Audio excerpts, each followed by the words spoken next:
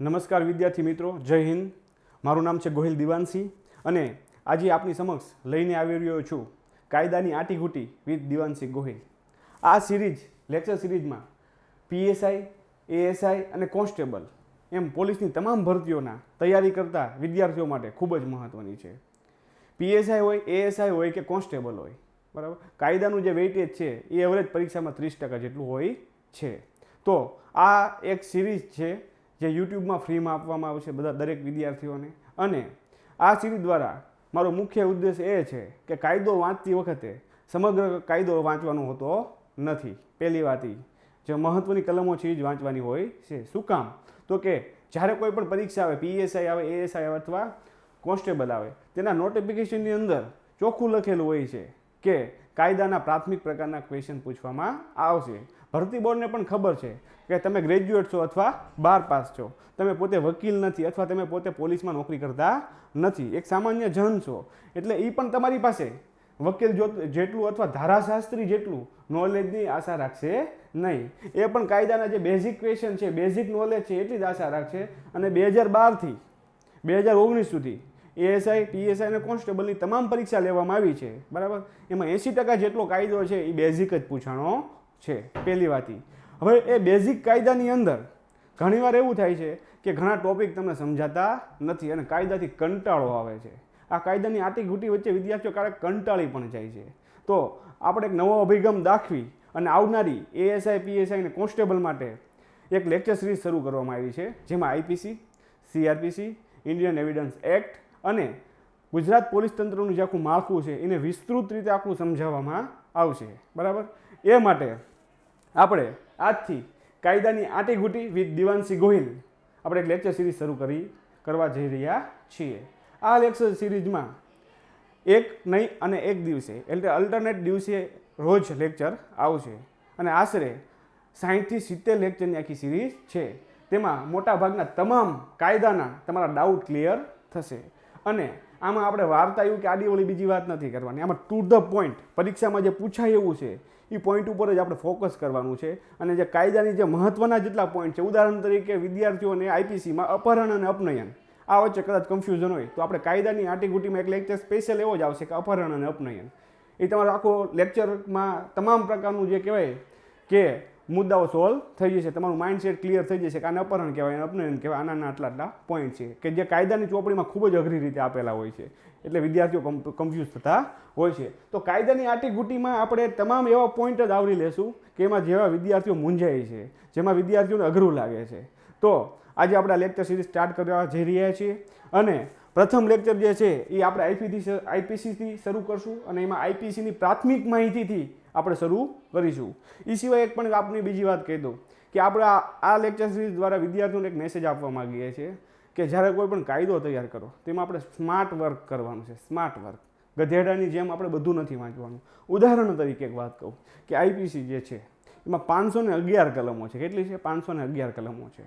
તો કોઈ પણ વિદ્યાર્થીએ, હું એવું માનું છું મારા 8 વર્ષના ટીચરના અનુભવ તરીકે, પ્લસ મેં પોલીસમાં પણ નોકરી કરેલી છે, એટલે પોલીસનો અનુભવ, મારી પોતાની તૈયારી જે તે સમયની પોલીસની, અને એ પછી 2014થી બરાબર અત્યારે 2021 સુધી મારો કાયદો ભણાવવાનો અનુભવના આધારે હું એક વાત આપને શેર કરવા માગું છું જે આપને બહુ જ કામમાં આવશે આગળ રોડમેપ તરીકે પણ. એ વાત એ છે કે કાયદો પૂરેપૂરો કામનો છે નહીં. માની લો 511 કલમો છે આઈપીસીમાં, તો ઘણા વિદ્યાર્થીઓ શું કરે, ચોપડી લઈને 1 થી 511 કલમો વાંચે છે, ગોખે છે, આવું બધું કરે છે. જરૂર જ નથી. આમાં આપણે હાર્ડવર્ક નથી કરવાનું, આમાં આપણે સ્માર્ટ વર્ક કરવાનું છે. તો કેટલી કલમો જરૂરી છે? તો આમાં હું એવું માનું છું કે 300 જેટલી કલમો જ જરૂરી છે. વધારેમાં વધારે મેક્સિમમ તમે જો 300 સારી કલમો તૈયાર કરી લ્યો એટલે બેઝિક બધું આઈપીસીનું આવી ગયું. વાયલી 200-250 કલમો તૈયાર કરવાની જરૂર જ નથી. એવી જ રીતે સીઆરપીસીમાં છે, સીઆરપીસીમાં ખાલી 40% કલમો અને વિસ્તૃત સમજૂતી મેળવવાની જરૂર છે. બાકી 60% કલમો વાંચવાની પણ જરૂર નથી. પુરાવામાં પણ એવી રીતે જ છે. 167 કલમો છે એમાં 80 કલમો જ શાંતિથી સમજવાની, ગોખવાની કે જે કંઈ કરવાની જરૂર છે. બાકીની કલમો વાંચવાની પણ જરૂર નથી. તમે કહેશો આવું શું કામ સાહેબ, પૂછાણી હોય તો, આમ હોય તો, આવા ક્વેશ્ચન થાય આપણને. વાત સાચી છે. પણ મેં હમણાં જ વાત કરી એમ કે કોઈ પણ નોટિફિકેશન આવે એમાં ચોખ્ખું લખેલું છે કે કાયદાના પ્રાથમિક પ્રકારના ક્વેશ્ચન પૂછવામાં આવશે. તમે LLB કરેલું નથી, તમે ધારાશાસ્ત્રી કે જજ નથી, એમને ખબર છે, એટલે એવા જ ક્વેશ્ચન પૂછે. કેવા ક્વેશ્ચન પૂછે એની થોડીક આપણે વાત કરીએ. 2012 થી 2019 સુધી જે પરીક્ષાઓ લેવાની છે ASI PSI કે કોન્સ્ટેબલની, તો એમાં કેવા પ્રશ્ન પૂછાય. માની લો કોઈ પણ પ્રકરણ શરૂ થતું હોય IPC CRPC કે એવિડન્સ એક્ટ, તો એ પ્રકરણના પહેલા પ્રાથમિક પ્રશ્ન પૂછે. ઉદાહરણ તરીકે IPCનો અમલ ક્યારે શરૂ થયો, CRPCનો અમલ કઈ તારીખથી શરૂ થયો, પુરાવાનો અમલ ક્યારે થયો, આ કોમન ક્વેશ્ચન આવે છે આવા. બીજું, એનો વિસ્તાર કેટલો છે, IPC કેટલા વિસ્તારમાં લાગુ પડે છે, કેટલા નોટિકલ માઇલ સુધી લાગુ પડે છે, CRPC જમ્મુ કાશ્મીરમાં લાગુ પડે છે કે નહીં, આવા ક્વેશ્ચન પૂછાઈ ગયેલા છે. ઓકે, પછી IPC બનાવવામાં મુખ્ય ફાળો કોનો છે, CRPC બનાવવામાં મુખ્ય ફાળો કોનો છે, અથવા એવિડન્સ માટે મુખ્ય ફાળો કોનો છે, આવા ક્વેશ્ચન પૂછાય. ઓકે, એની સિવાય આગળ બીજું શું પૂછાય એ વિશે વાત કરીએ કે IPCમાં કેટલા પ્રકરણો છે, CRPCમાં કેટલા પ્રકરણો છે, ઇન્ડિયન એવિડન્સ એક્ટમાં કેટલા પ્રકરણો છે, કેટલી કલમો છે. આવા કોમન ક્વેશ્ચન સતત પૂછાય છે. એટલે કે આપણે જજ જેટલું નોલેજ નથી મેળવવાનું. બીજી એક વાત કરું, અમુક પ્રકરણો તો IPCના કે CRPCના એવા છે, બરાબર, કે તમે ત્યાં જે પોલીસ સ્ટેશનમાં જે જમાદાર કામ કરે ને, રાઇટર જે કામ કરતા હોય, કે જે આખું પોલીસ સ્ટેશનનું કાયદાકીય સંચાલન નિભાઈ કરતા હોય, પોતે રાઇટર કહેવાય, એને અમુક કલમ પૂછો તો એને યાદ ન હોય, એને આવડતી ન હોય, કારણ કે એ ગુના કોઈથી બનતા જ નથી. પોલીસની પરીક્ષામાં તમારી પાસે કઈ આશા રાખવામાં આવશે? તો કે જનસામાન્યમાં જે ગુના બને છે ને એની આશા રાખશે પૂછવાની. ચોરી થાય છે તો કે આ છાપામાં રોજ ચોરીના ગુનાઓ આવે છે, આપણે જોઈએ તો કે ચોરી આપણી માટે મહત્વની છે. ખૂન થાય છે રોજબરોજની ઘટનાઓમાં, બલાત્કાર થાય છે, લૂંટ થાય છે, ફ્રોડ થાય છે, છેતરપિંડી જેને કહેવાય, બરાબર. આવી અલગ અલગ ઘણી બધી ઘટનાઓ થાય છે. પછી કલેક્ટર છે કોરોનામાં 144 અંતર્ગત જાહેરનામું બહાર પાડે છે, કરફ્યુ આવ્યું હતું, બરાબર. આવા બધા મુદ્દાઓ છે એ સમયાંતરે સતત બનતા હોય, છાપામાં ચમકતા હોય, અને પોલીસ સ્ટેશનમાં પણ આવા જ ગુનાનું સતત કામગીરી રહેતી હોય 90% કિસ્સામાં. એટલે પણ પોલીસ ભરતી બોર્ડ જે છે આપણી પાસે એ જ આશા રાખે છે કે આવા બધા જે પ્રાથમિક પ્રકારના ગુના કે જે સતત બને છે એની આપણી પાસે નોલેજ હોવો જોઈએ. હવે પછી અમુક ગુના એવા છે, બરાબર, દરિયાઈ ગુના અથવા કોઈ સિક્કા સંબંધી ગુના કે જે 10 વર્ષે પણ બનતા ન હોય, પોલીસ સ્ટેશનમાં કોઈ નોંધાતા ન હોય, તમે ત્યાં જમાતદારને પૂછો તો એને ખબર ન હોય કે આ કલમ કઈ છે.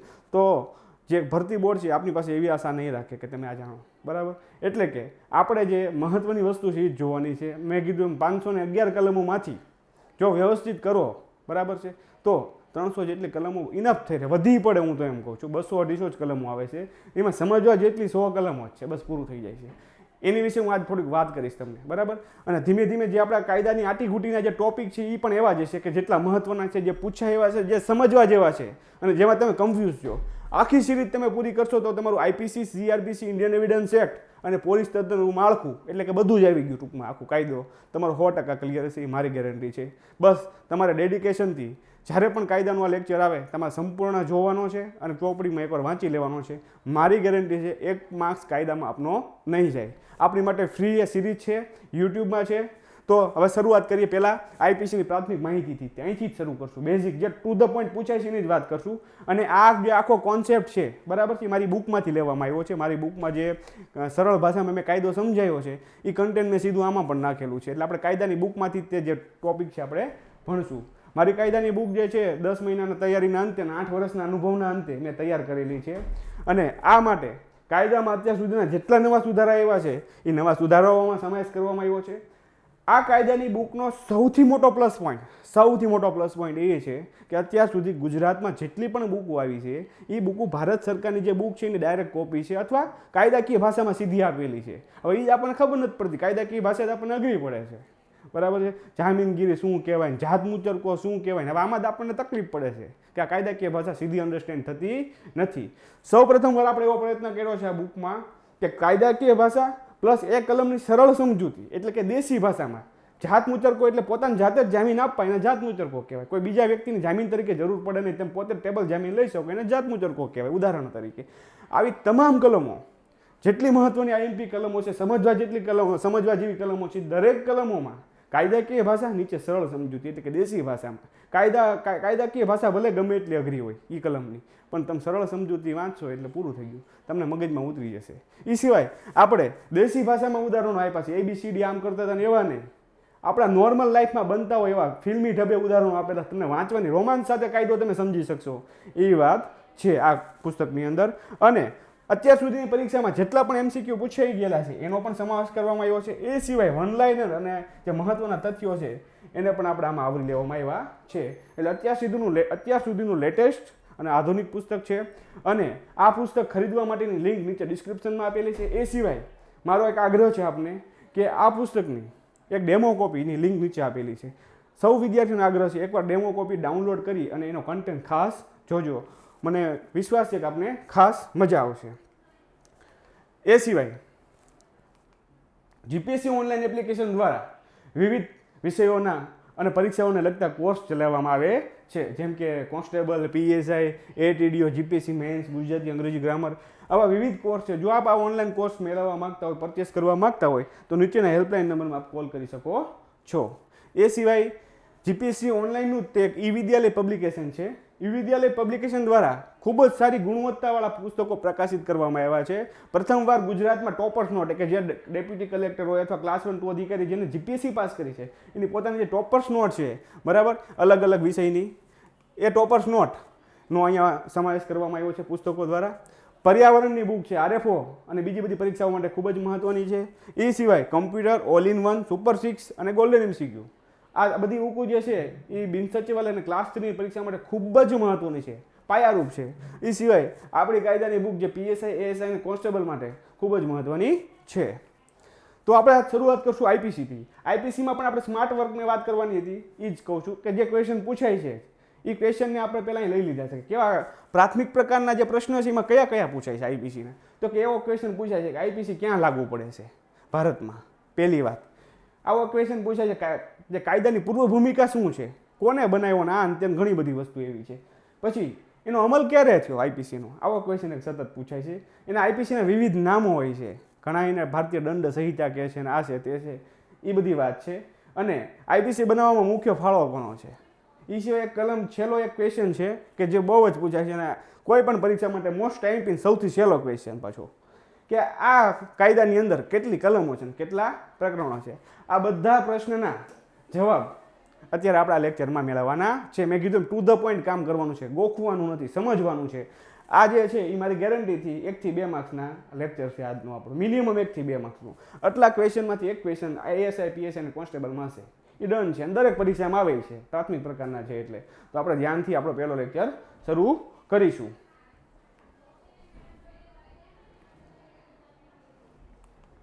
ઓકે, તો આઈપીસીને ભારતીય દંડ સંહિતા, આઈપીસી એટલે કે ભારતીય દંડ સંહિતા 1860, ભારતીય ફોજદારી અધિનિયમ 1860 અને the Indian penal code 1860 IPC કહેવામાં આવે છે. મેં તમને કીધું એમ કે આઈપીસીના વિવિધ નામો. તો આ પહેલા પ્રશ્નનો જવાબ છે આપણો. એને ભારતીય દંડ સંહિતા, ભારતીય ફોજદારી અધિનિયમ અથવા ભારતીય ફોજદારી ધારો, ઇન્ડિયન પિનલ કોડ, આઈપીસી, આ ત્રણેય નામ એક જ છે. ઘણીવાર શું કરે આપણે કાયદો ભણતા હોય આઈપીસી એવું કરતા હોય બરાબર. આઈપીસીની કલમ નંબર 80 ને આઈપીસીની કલમ નંબર 302 ને આપણે એવું મગજમાં જ હોય. હવે પરીક્ષામાં એવું પૂછે ભારતીય દંડ સંહિતાના કલમ નંબર 302માં શેનો ઉલ્લેખ કરાયો છે? ખૂન ને આ ને તેને એવું બધું ઓપ્શનમાં હોય છે. આપણે એમ થાય કે આપણે તો આઈપીસી ભણ્યા છીએ, સીઆરપીસી ભણ્યા છીએ, ઇન્ડિયન એવિડન્સ એક્ટ ભણ્યા છીએ, ભારતીય દંડ સંહિતાઓ તો ભણ્યા જ નથી. આ ક્યાંથી લાવવું? હવે આવા ઘણાને થાય છે. પછી ભારતીય ફોજદારી અધિનિયમ અને ભારતીય ફોજદારી કાર્યરીતિ અધિનિયમ, આ બેમાં થોડોક તફાવત છે. એકને સીઆરપીસી કહેવાય અને એકને આઈપીસી કહેવાય. એટલે અત્યારથી સમજી લેવાનું કે ભારતીય ફોજદારી ધારો અથવા ભારતીય ફોજદારી અધિનિયમ કે તો આપણે શું સમજવાનું? આઈપીસી સમજવાનું. શું સમજવાનું? આઈપીસી. એટલે ત્રણેય નામ એક છે. પહેલો પ્રશ્ન તમારો ક્લિયર થઈ જવો જોઈએ. ભારતીય દંડ સંહિતા, ભારતીય ફોજદારી અધિનિયમ અને ઇન્ડિયન પિનલ કોડ. એક ક્વેશ્ચન પૂછાઈ ગયેલો છે કે આઈપીસીનું પૂરું નામ શું છે? આવો ક્વેશ્ચન પૂછાનો હતો. Indian penal code, Indian panel code, એવા અલગ અલગ અંગ્રેજી નામો હતા એટલે વિદ્યાર્થીઓને કન્ફ્યુઝ કરવા માટે. એટલે કે આ બેઝિક થિંગ છે, આ તમારા મગજમાં હોવી જોઈએ. આઈપીસી, ઇન્ડિયન પિનલ કોડ, ભારતીય દંડ સંહિતા, ભારતીય ફોજદારી ધારો, આ ત્રણેય વસ્તુ એક છે. એ સિવાય આપણા બુકનો કન્ટેન્ટ છે મેં કીધું એમ, એટલે બુકના કન્ટેન્ટની અંદર આવી ઘણી બધી ઐતિહાસિક માહિતી આપેલી છે જે આપણે અત્યારે જોઈશું નહીં. ઓકે, મેઇન જે વસ્તુ છે જે પૂછાય એવી છે આઈએમપી છે એ જ સીધી વાત કરી છે એટલે આપણો સમય બચે. કે કાયદા પંચના પ્રથમ અધ્યક્ષ કોણ હતા? આવો બંધારણમાં અને આઈપીસીમાં બંનેમાં ક્વેશ્ચન પૂછાય તો એ માટે મહત્વનો ક્વેશ્ચન છે. પાછો નોટ કરી લો. મેં કીધું આપણે ટુ ધ પોઈન્ટ સ્માર્ટ વર્કથી કામ કરશું. અને હવે 2012 થી 2019 સુધી ઘણી બધી પરીક્ષા લઈ ચૂકેલી છે અને હવે અંદરખાનીના ન્યૂઝ એવા છે કે ભરતી બોર્ડ થોડોક પોતાનો પોઈન્ટ ઓફ વ્યૂ ચેન્જ કરશે, થોડાક એનાલિટિકલ ક્વેશ્ચન પૂછશે, પરિસ્થિતિના આધારે ક્વેશ્ચન પૂછશે. એને પણ આપણે તૈયારી કરેલી છે, તો એ પણ આપણે શરૂ કરશું. આ કાયદા ભારતના કાયદા પંચના પ્રથમ અધ્યક્ષ કોણ હતા? તો સર મેકોલો. અને આઈપીસી બનાવવા માટે મુખ્ય ફાળો જો કોઈનો હોય તો કોનો છે? સર મેકોલોનો છે. આ બીજો પોઈન્ટ ખાસ આઈએમપી છે, 2 થી 3 વાર ક્વેશ્ચન પૂછાઈ ગયેલો છે.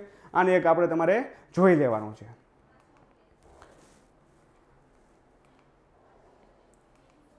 ઓકે, તો ત્રીજો ક્વેશ્ચન કે આઈપીસીનો અમલ ક્યારે થયો? તો કે ભારતીય દંડ સંહિતા આઈપીસી 1860 કહેવામાં આવે છે, પણ એનો અમલ થયો છે 1862માં. મોસ્ટ આઈએમપી ક્વેશ્ચન 1-2 વાર પૂછી ગયેલો છે. મેં કીધું એમ કે સીધો ટુ ધ પોઈન્ટ જ આપણે કામ કરવાનું છે. તો એક આ ક્વેશ્ચનનો આપણને જવાબ મળી ગયો. 1 જાન્યુઆરી 1862માં આઈપીસીનો અમલ થયો છે. હમણાં આપણે પાછા ક્વેશ્ચન રિમાઇન્ડ કરશું ને પાછા મોઢે બોલવાના છે. તો એક ક્વેશ્ચનનો જવાબ મળી ગયો આપણને. 1 જાન્યુઆરી 1862માં આઈપીસીનો અમલ થયો છે. આ ક્વેશ્ચન 2012 થી 19 સુધી ઘણીવાર પૂછાઈ ગયો છે. ઓકે, આગળ વાત કરીએ કે આઈપીસીમાં કેટલા પ્રકરણો છે અને કેટલી કલમો છે. તો જોઈએ આપણે. આઈપીસીમાં 23 પ્રકરણો છે. આ પ્રશ્ન ઘણીવાર પૂછાઈ ગયેલો છે. પ્લસ આઈપીસીમાં 511 કલમો છે. કેટલી કલમો છે? 23 પ્રકરણ અને 511 કલમો. આ પણ આપણે રટી લેવાનું. અમુક વસ્તુ રટી લેવાની હોય, આમાં સમજવાનું કંઈ ન હોય. બરોબર છે. જે ઓથેન્ટિક માહિતી છે એમાં કંઈ ગોખવાનું, એમાં ગોખી જ નાખવાની, એમાં સમજવા જેવું કંઈ ન હોય. એટલે કે આઈપીસીમાં પ્રકરણ કેટલા છે? કે 23. કલમ કેટલી? 511. પૂરું, એક ક્વેશ્ચન આવી ગયો. તમારે 1 માર્ક્સ ડન થઈ ગયો. આવો પૂછાય જ છે. તમને એમ થાય આના રિપીટ કરશે, કેટલી પરીક્ષામાં રિપીટ કર્યો છે? પીએસઆઈની પરીક્ષામાં આવા જ ક્વેશ્ચન પૂછે છે. ઓકે, એટલે આવા સામાન્ય પ્રશ્ન છે એ તમારા માર્ક્સ બહુ ઊંચા કરી નાખે. ઘણા કેવું થાય, અઘરું નકરું વાંચે, આપણને થાય વકીલ બની જશે કાલને કાલ. બરોબર. અને પછી આવે હેલા ક્વેશ્ચન ન આવડે. અમલ ક્યારે થયો? કે ભાઈ 1 જાન્યુઆરી ન ખબર હોય, અહીંયા ટલ્લી ચડી જાય. એને ખબર છે કે 1862માં થયો, પણ કઈ તારીખ હતી એ તો ખબર નથી. મેં તો ભાઈ બહુ અઘરું કરી નાખ્યું, પણ આ હેલું ન પૂછવાનું, માર્ક્સ ઉયો ગયો તમારો. એટલે ખાસ યાદ રાખવાનું, બેઝિકથી શરૂઆત કરવાની છે. આમાં અઘરું ન થાય ચાલશે, બેઝિક ખાસ થવું જોઈએ. અને હું તમને ઈ લેવલે તૈયાર કરી દઈશ, મારી ગેરંટી છે. કાયદામાં 1 માર્ક્સ નહીં જાય આપનો. ઓકે, હવે આઈપીસીનો અમલ વિસ્તાર કેટલો છે? આઈપીસી ક્યાં લાગુ પડે છે? તો આઈપીસી જે પહેલાં જે જમ્મુ અને કાશ્મીર સિવાય, પહેલાંની વાત કરું છું, આજથી 2 વર્ષ પહેલાંની વાત કરું છું, કે જમ્મુ અને કાશ્મીર સિવાય સમગ્ર ભારતમાં લાગુ પડતો હતો. કારણ કે જમ્મુ અને કાશ્મીરની અંદર રણબીર પિનલ કોડ આરપીસી લાગુ પડતો હતો, અને બીજી સિવાયના આખા ભારતમાં આઈપીસી લાગુ પડતો હતો. પરંતુ નરેન્દ્ર મોદીની સરકાર અને અમિત શાહના નેતૃત્વ નીચે, બરાબર, બંધારણમાં ફેરફાર કરવામાં આવ્યો અને 370 અને 35 એ દૂર કરવામાં આવી, જેથી જમ્મુ કાશ્મીરની અંદર જમ્મુ કાશ્મીરને ભારતનો એક ભાગ બનાવી દેવામાં આવ્યો બંધારણની રીતે જ. અને એ સિવાય જમ્મુ કાશ્મીરમાં ભારતમાં જે તમામ કાયદા લાગુ પડે છે, હવે જમ્મુ કાશ્મીરની અંદર લાગુ પડશે. એટલે રણબીર પિનલ કોડ હતો એ હવે નાબૂદ થઈ ગયો છે. એટલે હવેથી જો કોઈ ક્વેશ્ચન પૂછાય તો તમારે એ લખવાનું છે કે આઈપીસી સમગ્ર ભારતમાં લાગુ પડે છે, જમ્મુ કાશ્મીર સહિત, એ પણ સહિત. ઓકે, આ ખાસ યાદ રાખવાનું છે. તો તમારો એક બીજો ક્વેશ્ચન રેડી થઈ ગયો કે આઈપીસીનો જે વિસ્તાર છે ક્યાં છે? તો કે આખા ભારતમાં છે. જમ્મુ કાશ્મીર હવે આવી ગયું છે. એટલે જૂના ચોપડા જો કદાચ તમે કોઈ કાયદાના વાપરતા હોય તો એમાં આ સુધારો કરી લેજો. ઓકે, હવે આપણે જે આપણું પ્રકરણ છે, જે અત્યાર સુધી જે થોડુંક આપણે ભણ્યા છે એનું થોડુંક રિમાઇન્ડ કરી લેવી. હવે આમાંથી ઘણા ક્વેશ્ચન પૂછવાના છે, પણ મેં થોડાક લીધા છે અત્યારે ઉદાહરણ માટે, તમને ખબર પડે કેવા ક્વેશ્ચન પૂછાય છે. હવે એએસઆઈમાં 2015માં એક ક્વેશ્ચન પૂછવાનો હતો. કેટલો અઘરો ક્વેશ્ચન, જો તમે કેટલો અઘરો ક્વેશ્ચન. આઈપીસીમાં કુલ કેટલી કલમો લ્યો? અઘરો એએસઆઈમાં પૂછાય છે આવા. બરોબર, કેટલો અઘરો ક્વેશ્ચન છે કયો મને કોઈ? 511 કલમ. કાંઈ વિચારવાનું જ નથી એમ. એએસઆઈ પીએસઆઈ જેવી કક્ષામાં આવા જ પ્રશ્ન પૂછાય છે. બેઝિક જ પૂછાય છે, શાંતિથી સમજવાનું છે. 2015માં પૂછવાનું. ઓકે, એન પછીનો બીજો અઘરો ક્વેશ્ચન, ખાતાકીય પરીક્ષા. પીએસઆઈ જે બની ગયા હોય, સોરી એએસઆઈ હોય અને જેને પીએસઆઈ બનવાનું હોય, ખાતાકીય પરીક્ષા આપવી પડે. ઓલરેડી પોલીસમાં કામ કરે છે. હવે એને તો કેટલા અઘરા ક્વેશ્ચન પૂછે જુઓ તમે ભાઈ. આઈપીસીનો અમલ કઈ તારીખે થયો હતો ભાઈ? અઘરો ક્વેશ્ચન છે. આ તમને અઘરા લાગે છે? સાવ સહેલી વસ્તુ છે. મને કોઈ કહે છે આપણે 10 મિનિટ પહેલાં જ જોયું હતું, તો કે 1 જાન્યુઆરી 1862માં. ક્યારે થયું હતું? 1 જાન્યુઆરી 1862માં થયો હતો. ઓકે, હજી એક અઘરો ક્વેશ્ચન જોઈ લે. 2016 કોન્સ્ટેબલમાં પૂછવાનો હતો કે આઈપીસી ઘડવામાં કોનું પ્રદાન રહેલ છે? આપણે મોઢે જ જવાબ આપવાનો છે, એમસીક્યુ નથી આપવા આ વખતે. તો કે કોનું આપવામાં આવ્યું છે આમાં? માઉન્ટ બેટન, સર ફેલરીડ, મેકોલો અથવા વિલિયમ બેન્ટિંગ? તો કે હમણાં જ આપણે જોયું કે પ્રથમ કાયદા પંચના જે અધ્યક્ષ હતા લોર્ડ મેકોલોનો મુખ્ય ફાળો છે. કોન્સ્ટેબલમાં આવા ક્વેશ્ચન પૂછાય, જોઈ લીધા તમે. હવે ઘણા શું થાય ખબર, બેઝિકને પડતું મેકી. મેં આ તમને પીએસઆઈ, એએસઆઈ અને કોન્સ્ટેબલ ત્રણેયના જે અત્યારે આપણે ભણ્યા એમાંના લગતા જે ક્વેશ્ચન છે એ મેં સોર્ટ આઉટ કરીને મેકા છે. આમ સિવાય ઘણા બધા ક્વેશ્ચન પૂછાણા છે જે મેં લીધા નથી, પણ ખાલી ઉદાહરણ માટે કે જે બધા અઘરું વાંચવા માંડે છે એની માટે આવા બેઝિક ક્વેશ્ચન જ આવે છે પહેલાં. એટલે આપણે પહેલેથી શરૂઆત કરવાની છે. ઓકે, હવે આ ત્રણેય પ્રશ્નોના આપણે જવાબ મળી ગયા છે, બરાબર. અને હજી આગળ એક ક્વેશ્ચન છે, આઈપીસીનું છેલ્લું પ્રકરણ કયું છે? તો આનો મતલબ શું થાય કે આઈપીસીમાં જે કેટલા પ્રકરણ છે તે 1 થી ને કેટલા છે? 23 પ્રકરણ છે. તો આ કેટલું છેલ્લું પ્રકરણ થયું? 23. ઓકે, જોઈએ આપણે 21, 25, 19 ને 23. જવાબ મળી ગયો આપણે. કેટલા છે? 23. કોન્સ્ટેબલ 2019માં આવું પૂછવાનું હતું. ઘણા કોન્સ્ટેબલ માટે કાયદાની બુક ફાડી નાખે એટલું વાંચે, ભાઈ આમાં કંઈ વાંચવાનું નથી એટલું બધું. ઓકે, આગળ ભારતીય ફોજદારી કાયદામાં કેટલી કલમો છે? લ્યો બીજો અઘરો ક્વેશ્ચન, કેટલી કલમો છે? 1 થી ને 489, 1 થી 511, 1 થી 58 ને 1 થી 623. સિમ્પલ ક્વેશ્ચન, ફરીથી 1 થી 511. આ બીજી વાર પૂછાનો, કોન્સ્ટેબલ 2016, બરાબર. આપણે જોઈએ, જો એએસઆઈ 2015માં પૂછાનો હતો કેટલી કલમો છે. આ પ્રશ્ન સતત રિપીટ જ થાય છે, આવા બધા સેજ ફેરવીને પાછું એની પ્રશ્ન, આ બધા એ જ પ્રશ્ન રિપીટ થાય છે. એટલે ખાસ આજે પ્રાથમિક આજે આપણે જે પહેલું પ્રકરણ લીધું છે એ ખૂબ જ આઈએમપી છે. તમને ભલે સહેલું લાગે પણ સહેલી વસ્તુ આપણી માટે આઈએમપી છે. આપણે સ્માર્ટ વર્ક કરવાનું છે, ઓથેન્ટિક પુરાવા સહિત હું વાત કરીશ, આડીઓળી વાત જ નહીં કરું. 2014થી મને ભણાવવાનો અનુભવ છે અને 2012થી મને પોલીસમાં નોકરીનો અનુભવ છે. ઓકે, તો હવે પાછો એક આગળ વાત કે કાયદાના વિવિધ નામો, આવો એક આપણે ટોપિક હતો. હું કામ આ ટોપિક લાવવો પડ્યો આપણે? તો ભારતીય ફોજદારી ધારો, આ જો નવું આવ્યું, આપણને થાય કે આ શું છે, આપણે આઈપીસી કેવી છે એટલે શું? કોન્સ્ટેબલ 2015માં આવું પૂછી લીધું. ભારતીય ફોજદારી ધારો એમ કે અમે તો આઈપીસી ભણ્યા છીએ, બરાબર. ઓકે, તો આપણે જોઈએ ભારતીય ફોજદારી ધારો એટલે શું. તો કે Indian penal code, Indian procedure code, criminal procedure code, Indian police code. જો ભળતા નામો આપવામાં આવે, તમને છેતરવા માટે ભળતા નામો આપવામાં આવે તો કે ભારતીય ફોજદારી ધારો એટલે ઇન્ડિયન પિનલ કોડ. અને વધુ કેવું હોય તો ભારતીય દંડ સંહિતા. ત્રણેય એક છે. 2015 કોન્સ્ટેબલમાં આવો ક્વેશ્ચન પૂછાણો હતો. ઓકે, તો આ લેક્ચરના અંતમાં હું તમને વાત કરીશ કે આપણી બુક જે કાયદાની છે આવી સહેલી ભાષામાં જ છે, સહેલી સમજૂતી જ છે, વિશેષ નોંધો છે અને ભણવામાં ખૂબ જ મજા આવશે એવી સહેલી ભાષામાં છે. ઘણી વસ્તુ તમને આપોઆપ વાંચે સૂઝી જાય એવી વસ્તુ આપણે પ્રયત્ન કરેલો છે. હાલમાં 40% ઓફ ચાલે છે, એટલે 250ની જે બુક છે 180માં વિથ કુરિયર તમને મળી જશે. 150ની બુક છે અને 30 રૂપિયા કુરિયર ચાર્જ છે.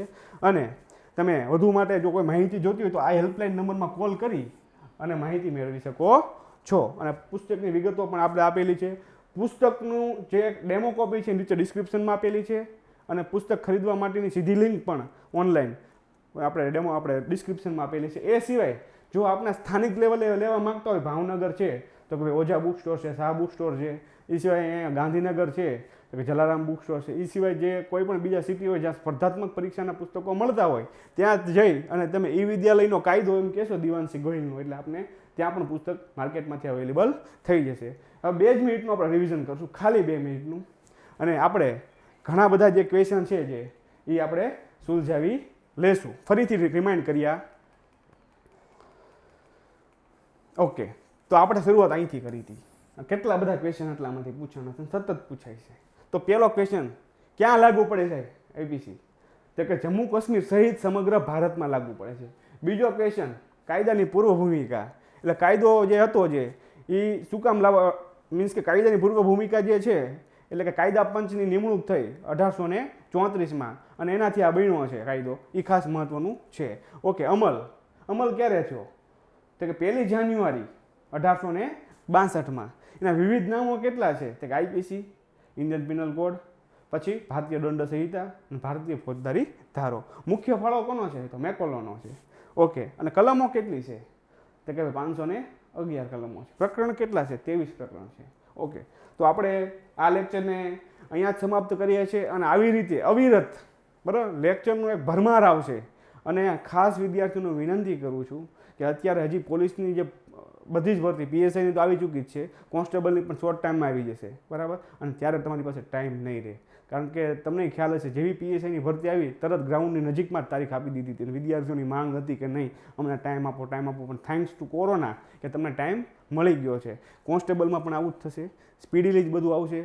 એટલે જે સૂતેલા વિદ્યાર્થી છે ને સૂતેલા પકડાઈ જશે. એટલે વિદ્યાર્થીઓને જાગવાનું છે, અત્યારથી જ તૈયારી કરવાની છે. તમને ખબર જ છે કોન્સ્ટેબલની પરીક્ષા આવવાની છે, તમને ખબર હશે કે પીએસઆઈની ભરતી બહાર પડી ગઈ છે, તેની પરીક્ષા આવવાની છે આજનો જ કાલ. અને જે વ્યક્તિ એક કદમ આગળ હાલે ને એ જ જીતે, કારણ કે પીએસઆઈ કોન્સ્ટેબલ કે કોઈ 1-2 લાખ 3 લાખ ફોર્મ ભરાય છે, લેવાના કેટલા હોય છે? 700 800 2000. કોન્સ્ટેબલ હોય તો 10,000 કદાચ લે, સમજો. 2-2.5 લાખ 3 લાખ 4 લાખ ફોર્મ ભરાય જ છે. એટલે બધાને નથી લેવાના, નક્કી છે. અને માની લો 2 લાખ ફોર્મ ભરાના છે અને 10,000 લેવાના છે, તો 1,90,000 તો નપાસ કરવાના જ છે ગમે રીતે. તો આપણું નામ આ 10,000માં હોવું જોઈએ. એટલે ઘણા એમ કહે પીએસઆઈની ભરતી તો આટલાની જ આવી, પીએસઆઈની ભરતી તો આટલી જ સંખ્યા આવી. ભાઈ તારે 500ની ભરતી પીએસઆઈની આવી તો કે તારે 500 જગ્યા તારે એકલા નથી લઈ લેવાની. આપણે કેટલી જગ્યા લેવાની છે? આપણે ખાલી એક જગ્યા લેવાની છે. એટલે અત્યારથી જ મનમાં આપણે નિશ્ચય કરીએ કે આજથી જ કાયદો વ્યવસ્થિત શરૂ કરશું, બરોબર. અને એક જગ્યા મારી છે આ 500માંથી, હા 499 કદાચ જગ્યા આવતી હોય તો એ ગમી લઈ લે, મને કંઈ પડી નથી. કદાચ 1000 જગ્યા આવે તો 999 કોઈ પણ લઈ જાય, મને કંઈ ક્વેશ્ચન નથી. મારે એક જગ્યા મારી છે. એક અત્યારથી દ્રઢ મનોબળથી આપણું એક લક્ષ્ય નક્કી કરો, આજથી જ તે કાયદો શરૂ કરો. અને ઊંઘતા ના ઝડપાતા જે એક સ્ટેપ આગળ છે ઈજામાં જીતશે, બાકી બધા નપાસ થવાના. તમને ખબર છે જેટલા લેવાના એટલા, બાકી બધા ફોર્મ ભરેલા પાસ થવાના નથી. પરીક્ષા ખૂબ જ ઝડપી આવશે. અત્યારથી જ આપણે કાયદો શરૂ કરીએ, બરાબર. ડેઇલી જ્યારે આ લેક્ચર આવે એકને એક દિવસે ખાસ જોજો. અને આપણા બધા જ ગ્રુપમાં, તમામ ગ્રુપમાં ફોરવર્ડ કરવાનો છે. અને જો કંઈ આડું તમને કંઈ ન સમજાતું હોય તો કોમેન્ટ કરજો, હું કોમેન્ટમાં પણ શક્ય હશે તો રિપ્લાય આપવાની કોશિશ કરીશ. નમસ્કાર, થેન્ક યુ.